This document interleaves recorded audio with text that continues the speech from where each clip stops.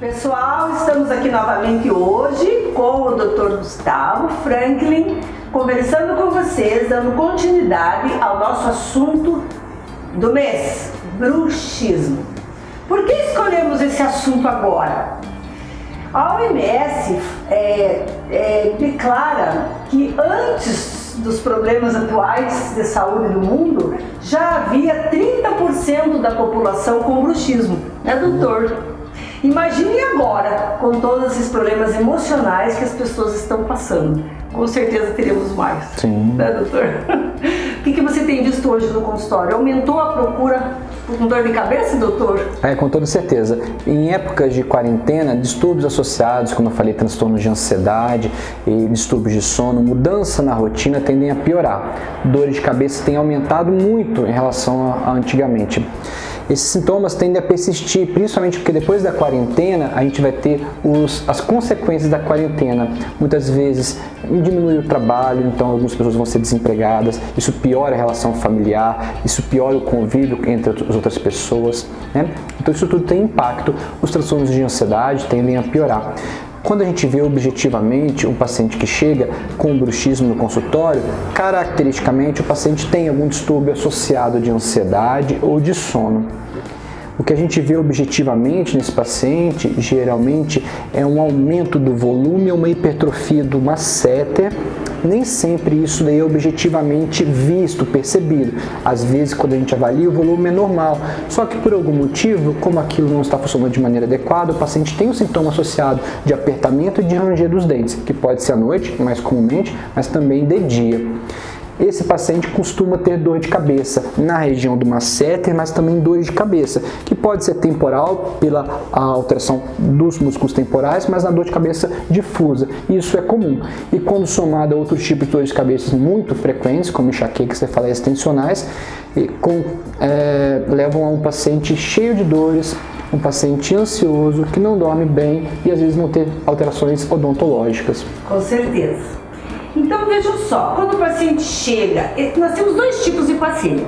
Um paciente que não sabe que tem apertamento ou bruxismo e nos procura simplesmente para uma reabilitação.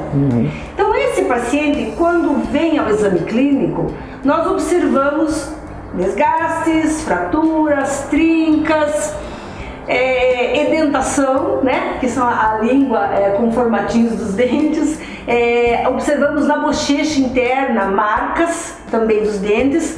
Aí nós já desconfiamos do bruxismo. Muitas vezes nós perguntamos para o paciente: você arranja os dentes? Não sei, muitas vezes ele à noite está sozinho, né?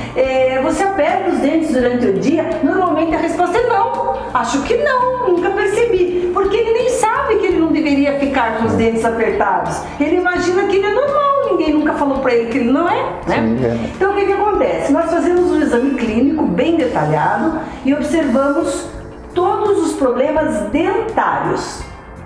Obviamente que trincas e outros problemas podem não estar relacionados ao bruxismo, mas é um dos sinais bem importantes. A outra situação, o paciente se queixa de dor próximo ao ouvido porque o bruxismo pode causar disfunções de articulação, que é a famosa DTM, né? Ele queixa-se também de estar dolorido ao toque, o rosto muitas vezes, mas ele não fala da dor de cabeça. Por quê? Porque ele não acha que nós sabemos por que ele tem dor de cabeça. Não é nossa área, afinal de contas, entendeu? E muitas vezes o paciente não associa. Sim, exatamente. Acha que tem dor de cabeça por outros motivos, acha que a dor de cabeça é uma enxaqueca e não avalia. Não tem nada a ver. Exatamente. Exatamente. Então o que acontece? Hoje nós temos que fazer um exame, uma anamnese muito bem feita e perguntar desde o modo de vida do paciente, todos os hábitos, se ele é tenso, se ele não é, se ele tem dores de cabeça, se ele não tem, se ele pratica exercício físico, se ele toma medicamentos, se ele tem outras doenças. Isso é muito importante, porque ele pode ser, nós podemos ser a porta de entrada dele para um tratamento mais complexo.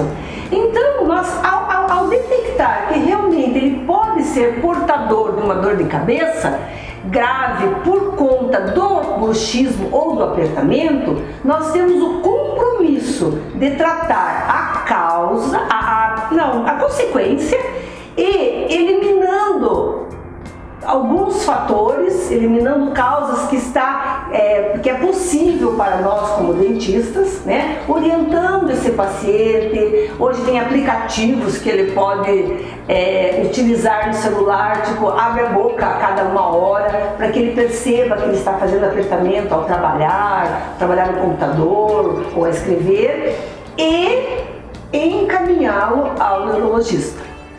Chegando ao neurologista, ele já vai com esse histórico, né?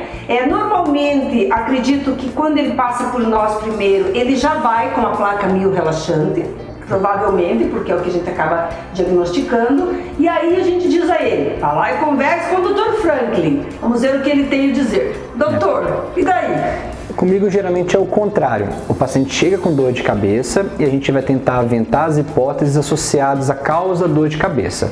A cefaleia do tipo tensional é o principal tipo de dor de cabeça no dia a dia, na população em geral. Depois a migrânia, enxaqueca e outras dores associadas.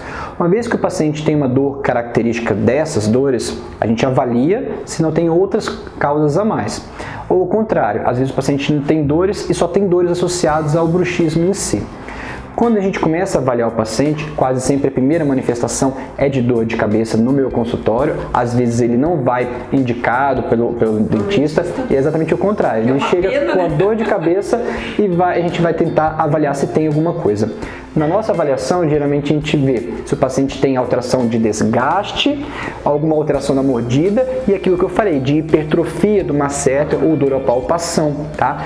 Então a nossa avaliação geralmente é essa, a gente faz o oposto, a gente vê a dor de cabeça e tenta avaliar as causas. Quando o paciente vem indicado já com o diagnóstico de bruxismo, obviamente que isso facilita e a gente começa a ser mais objetivo. O que a gente tende a fazer? Se o paciente tiver algum alinhamento, desalinhamento, já está em acompanhamento com o dentista, ótimo, a gente mantém essa conduta e a gente mantém a orientação de seguir esse tratamento, que tende a não ser pontual. Isso é muito importante, o tratamento ele é contínuo. Uma vez que ele está fazendo acompanhamento com o dentista, a gente começa a avaliar as outras causas, como falei, de ansiedade, trata tudo aquilo. Agora, o paciente não tem outras causas, ou então a gente utiliza medicamentos que podem ser relaxantes, muitos desses podem auxiliar no sono e em outros estudos, até mesmo nos estudos de ansiedade e depressão junto, às vezes um medicamento faz tudo isso, ou então um tratamento com toxina botulínica. O tratamento da toxina botulínica, a gente faz na região do masseter e também na região temporal, às vezes mais, às vezes menos. E a gente tem que titular uma dose adequada. Quase sempre o tratamento com a toxina botulínica ele é muito útil e o melhor, ele tende a ter poucos ou nenhum efeito colateral, a não ser pequenas marcas. Muito bem. Vocês estão percebendo a importância de nós darmos as mãos, agora virtualmente, ao neurologista, trazermos o conhecimento dele para nós e levarmos o nosso conhecimento técnico, científico para eles, para que nós possamos, para o bem comum do nosso paciente, resolver o problema. Obviamente que o bruxismo, ele é multidisciplinar, não é, doutor? E para isso, nós precisamos nos unir e esses conhecimentos devem estar totalmente associados para que nós consigamos chegar ao resultado final. Bem, por hoje ficamos por aqui. Fiquem bem, damos sequência na próxima semana.